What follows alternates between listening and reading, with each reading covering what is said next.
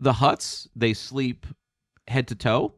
So is this like a gay panic 90s sleepover, or are they like 69ing? No, like, the twins are a little strange. What There's is happening here? there. Which is like literally saw the movie 20 minutes ago, and here we are.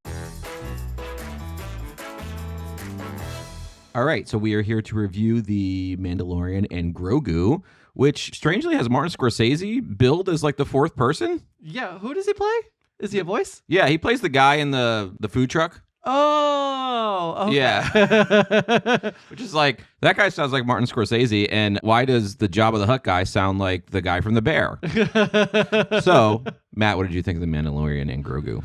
That's funny. So this is brought to us by Jon Favreau, who is the creator and head writer of the series, The Mandalorian, which I really enjoyed the first season of. It was like this Western kind of gritty show that really captivated me. I thought it was very inspired. I like the second one, too. Yeah, and the second season was very great, and then I completely fell off, and I think I saw the season with Lizzo. That's literally how I remember it too. Is like, oh yeah, I fell off with the one with Lizzo.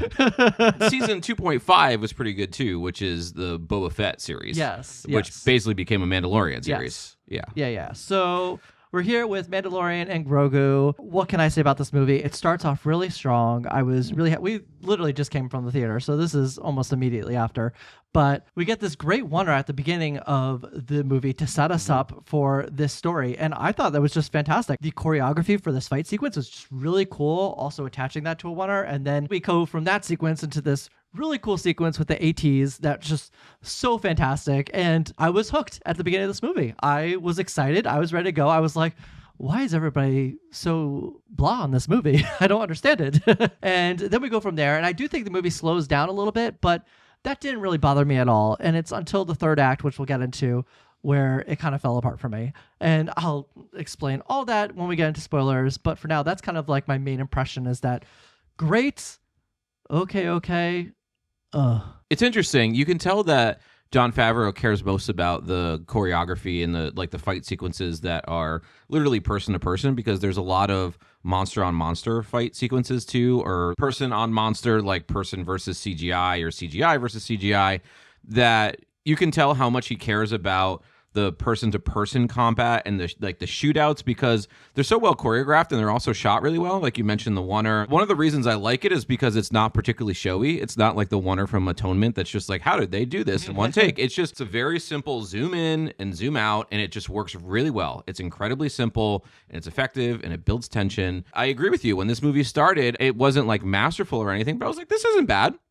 This is enjoyable. When it slows down, it doesn't slow down in the worst way at first, but it slows down in a pretty bad way later on, because the show itself can actually be kind of slow sometimes, but not in a bad way. It's slow and like engaging. Yeah, it's engaging. There's sometimes really tense conversations where the tension is continuously escalating, and that makes for like a really interesting and dynamic scene that doesn't have to do with action. This movie actually strangely dispels of that. I can't even think of a scene like that. The dialogue is really phoned in general, and it's really just like, how do we get from one action set piece to another? Like, this is a movie where things just kind of happen. People just show up when they need to. Miracles just happen when they need to, because we're just here to get from one place to the other. Yeah, I have something to say about that, but I think I'll wait to spoilers. But the movie, I think, does this thing where it knows it can't go the distance with some of these characters, and the distance I mean in a bad way.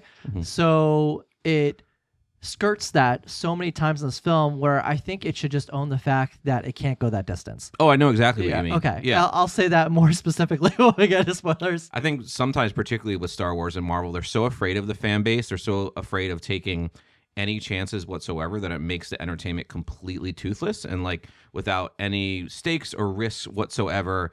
And to me, that's just like a very boring watch. Even though this movie arguably is like not going for anything high stakes, there's nothing here that's going to significantly alter like the Star Wars saga as we know it. But even as like a lighter scale story, I had trouble feeling like there was any stakes really here at all. Yeah, I completely agree. I think when they focus on the baddies in this film, there's not enough detail there to I don't know, make me fearful of them. They're just kind of background characters that we see maybe twice in the movie, but they're supposed to contribute this very high stakes to our characters.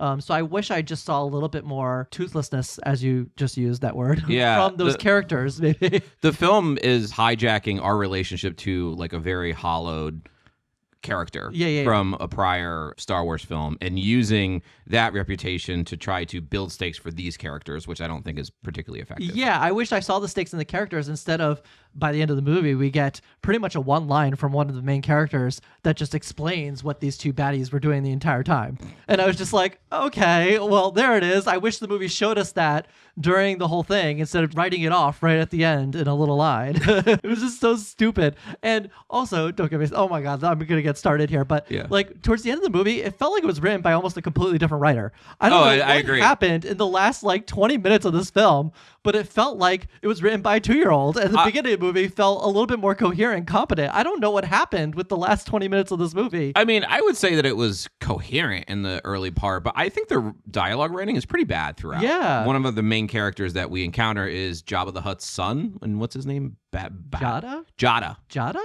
Jada. I think that sounds Not right. Jabba, but Jada? Jada? Rotta. Rotta. We got it all wrong. Yeah. So Rotta, played by Jeremy Allen White, or Jeremy Allen White's voice, he maybe has like 20 lines in the whole movie. It's not a ton, but 10 of those lines are, oh, I'm Jabba the Hutt's son. Really want to pave my own path here. Oh, my dad was such a jerk. Oh, my uncle was mean to me. Oh, these people, they cheer for me and they used to boo me. Like, that's his whole thing. And it's such phoned in characterization. It's not particularly easy to give that kind of characterization to like a CGI creature. You can do it. It's difficult. And I did find that although this character is like serviceable, it felt very screenwriting 101 type of stuff. Yeah. And that's where like I would say that the film is poorly written from the start because the dialogue is so on the nose, doing the thing it needs to do. It's telling you, oh, like I got a sad history with my dad. He was like so mean. And you saw him in that other movie. He was mean, right? And that's basically all we have in terms of characterization for this person. I give it a little bit more of a pass because he does play this like teenage angsty character. And teenagers, as we know, are really not well versed in dialogue themselves. So I don't know. I give him a little bit pass because I find it attributing to his character in some way. I don't know if this is meant to be funny, but there's the scene where they show him like a projection of what he looks like. And he's just like, it's like a baby. Yeah, they're like, oh, he's had a growth spurt since then. Like, was that supposed to be funny? Like I thought it was funny. Yeah, hysterical. And then we see him later, and he's like all buff. I need to ask another question. The Hutts, they sleep head to toe. So is this like a gay panic 90s sleepover, or are they like 69ing? No, like, the twins are a little strange. What There's is happening here? There. Yeah, they're literally like sleeping in a 69 position. We're getting really off track with this review. Yeah, I'm sorry. I don't know. This is what happens when we don't write notes. We're just like literally saw the movie 20 minutes ago, and here we are. All right, so we have Pedro Pascal returning as the Mandalorian. We have Grogu. Who plays the voice of Grogu in this movie? I don't know. AI, like cute baby noise. The voice of Grogu is provided by sound editor and voice actor David Accord. I thought their relationship together works as it does in the show. It's very cutesy. It's very fun. If you enjoy that dynamic in the show, there's plenty of that in this film. Grogu and his powers, the way he expresses them, uses them. Of course, I think he tends to use them in the most necessary situations when there's so many more opportunities to do something. There's so many times where I'm like, why doesn't he just do this? I thought he was weak, but then there's things he does later in the movie that I'm like, oh, he's not so weak. Yeah, and I think that's where it comes to my personal opinion. That is, I think these characters are powerful and they have a lot to show for themselves, and they should just own that. And I think they owned it right at the beginning of the movie. And then the way that they're just whittled away with their power. And then towards the end, oh, they could do this all again. And I'm just like, okay, you should have just kept it going. I would say that Grogu is like a little overused. I do think that they cut away to him a lot being cute. And yes, Grogu is cute, but like there's a certain point that becomes caricature. Like he's not a particularly important character to me or anything, but we're getting to the territory that he's becoming kind of like a minion. Oh. There's just a lot of cutaways to like, he's so cute. He's eating food. He's running all cute. I'm very like immune to cuteness. Yes, you are. So that's a you problem, it sounds like. It's a me problem, but the film is leaning on it because it knows that that's all it has, Yes, really. we love Grogu. I don't know what to say. Anyways, that's a good point to make because the animatronics in this film are Very good. well done. Really Yes. good. The things that are not CGI are all animatronic, from Grogu and the little like fixer guys. Oh yeah, they're that, great too. on the ship. Yeah. But I just they look love, great. yeah, I love the way they move. They're also so natural as well. I don't know. They've just come so far with all these animatronics. I mean, if you went back to some of the early Star Wars movies, I was thinking about the little like goblin guy that sits next to Jabba the Hutt and it's always laughing. I mean, they look pretty real. Yeah. They look honestly more real than some of the CGI in this movie. And the CGI in this movie is not that bad. Yeah. But you can just tell from the movements of the CGI characters that it's not a totally natural way to move in the same way that the animatronics move. Yeah, as the inspiration and the narrative kind of fell apart throughout this movie, so did the cinematography to me. I thought it was like really beautiful at first, and I thought there were a lot of interesting scenes. There's a one cut of the Mandalorian in his ship, and he's in like the lower right thirds. And I just thought like, oh, they're doing something different with the angle and the camera here, and it's something unique. And I feel like they did that a lot in the show too, like the lower thirds for moments, and then they just kind of lost some of those things for more basic camera movements and cutaways. With so much of this storytelling, we see a lot of toothlessness, and like we see films and TV shows try to be like everything else and try to make a lot of that stuff invisible, so to speak. And I was surprised that like the first half hour or so of this movie that the film was paying attention to those things and that it was trying to do a couple of uncommon things for blockbusters with the camera. And you're right, that completely evaporated at a certain point. And at a certain point too, like we were highlighting how good the choreography is in the man-to-man fight scenes.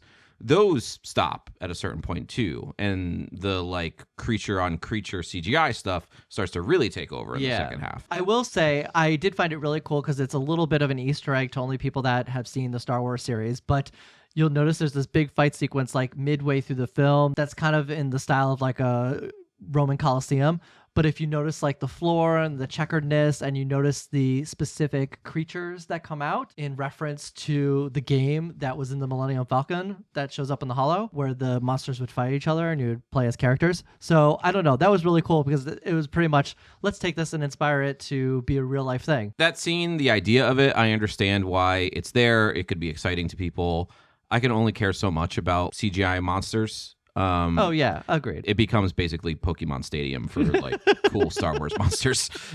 Anyways, should we get to the end of the movie and go to spoilers? Yeah, let's go to spoilers. Okay, so if you have not seen The Mandalorian and Grogu, now is the time to go away. Come back after you've seen the film. Wheel. So now we're going to get into my issues with the film, which are probably some of your issues with the film. We did not talk about Sigourney Weaver.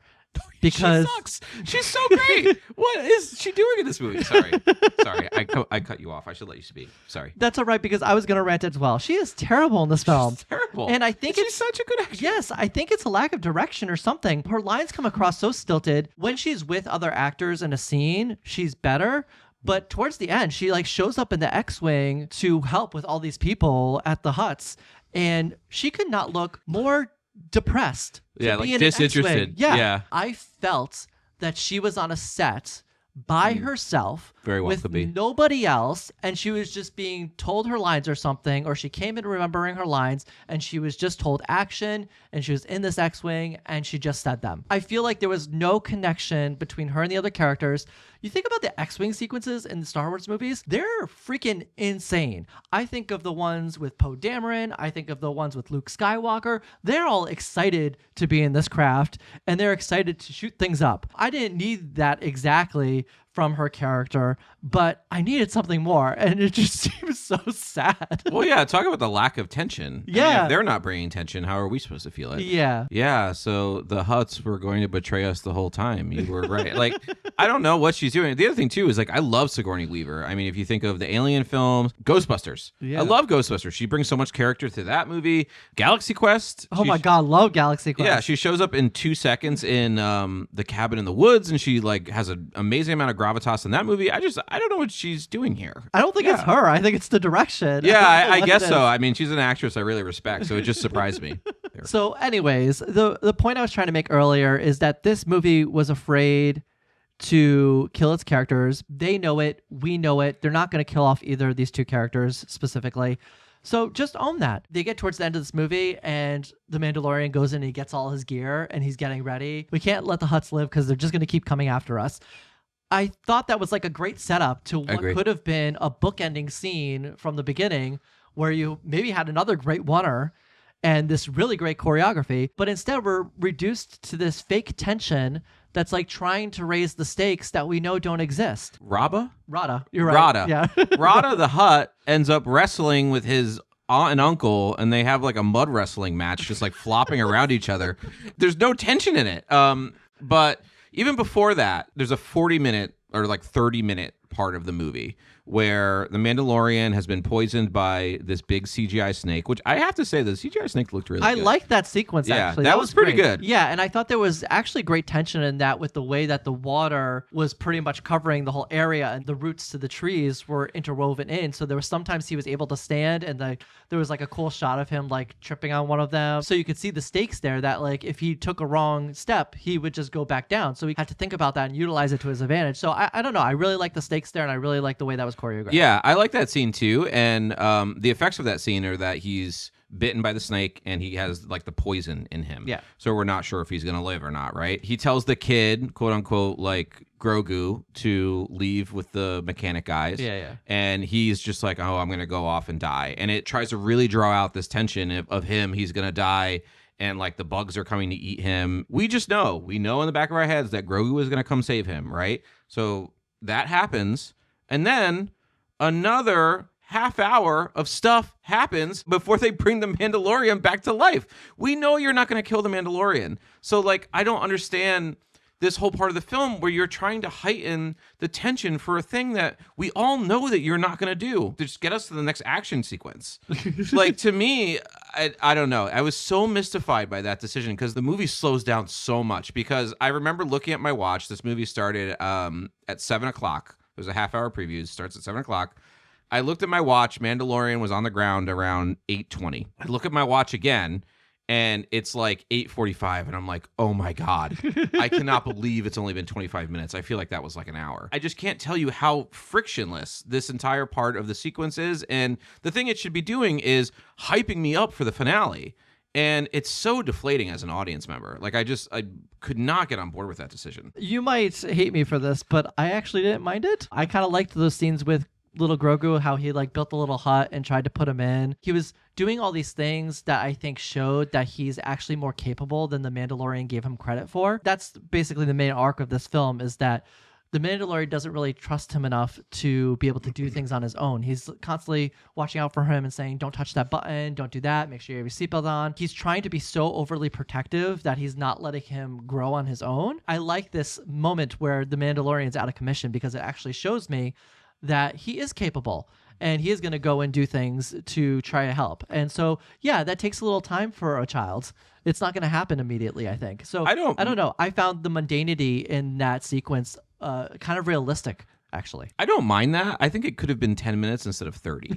is really more the issue. Yeah. Well, that's my defense of the sequence. Yeah, I understand that perspective. I think that it's so unnecessarily elongated. Yeah. And I personally felt like they were toying with, I mean, not truthfully, of course, but they were trying to make the audience feel like, oh, the Mandalorian's not going to come back. What are we going to do? And I didn't feel that way at all. I do feel like the movie got quite egregious after that scene because it's like all the X-Wings come in, they blow up the whole place and save the day. And I don't know, it was just so baked in nostalgia for an X-Wing fire sequence without having any of the inspiration of doing anything new. It was just so repetitive to what I've seen in Star Wars before, and not even in an exciting way.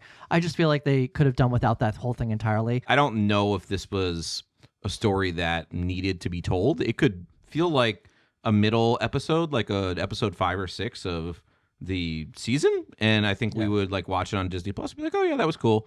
But when you make a night of it and you go to the theater and it's the first Star Wars movie in a while. When was the last Star Wars movie? Like 7 years ago. It just didn't feel worthy of that, in my opinion. Yeah, I think Rise of Skywalker was 2019. Anyways, we don't want to talk about that. Ugh. I think what I would say is that I did see pieces of inspiration in this that I just wish they leaned into. There is something to be said about a parent who is so overly protective of the child, they're not giving them room to grow. There are hints of that in this film, and I wish they leaned into that and made more an effort to tell that story. There was a way that they probably have weaved Sigourney Weaver, I did not see that coming That's out of my funny. mouth. Anyways, there's a way they could have brought her into that fold, I think, and helped her tell that story along with them. Maybe being this outside figure that has to teach the Mandalorian to be that way with Grogu in some way. So I don't know. I feel like they could have made so much better use of these characters and had them actually feel connected to each other. Like Sigourney Weaver feels like she's on another planet entirely this whole film, and towards the end she's acting all friendly and stuff like that, and I'm like, you haven't been anywhere this entire movie except for like 2 scenes. I don't feel your connection to these characters as being like part of a unit. You're right, actually. There's absolutely no charisma between any of the characters, except for like Mandalorian and Grogu. They have their pre-established charisma. We keep using the word tension, but there's no tension between Mandalorian and the enemies, and there's no charisma between him and his friends. It's really strange. Yeah. Anyways, are you ready to go to grades? I'm ready to go to grades. I'm going to give this a C+. I think this is a movie that you're going to walk out and shrug. I don't think you're going to walk out and be mad. Frankly, there's nothing in here that takes enough of a risk or a chance to make you mad. It's just a movie that is made to be kind of tasteless in that way. Go down easy, and you probably won't be thinking about it in the next couple months. I would say that if you waited a couple months and you watched this on Disney Plus, you'd probably have a decent enough time. I think in that context, I probably would have enjoyed it a little more. By comparison, like when I walked out of Rise of Skywalker, I was like angry. I was furious. Yes. I'm not furious. It has some moments, especially in the beginning. There's some good stuff going on, and it is like a fun time at the movies. And then there are other times that it's just really dull. I look forward to Starfighter next year. I completely agree. I'm also going to give the film a C+. I will say if they had nailed that ending, I probably would have been in B+ territory up until that point. So it just shows how important it is to land an ending in a film, I think. To reduce all of its storytelling beats and characterizations down to such minor things in the end, I think just unfortunately spoiled the film for me. I was not angry at the end of this film. I was just disappointed. And maybe that's almost worse. I don't know. Interested to see the audience Rotten Tomato score, because I think there will be a slight discrepancy here, that audiences might like it a bit better than critics. I think critics are a little bit more harsh.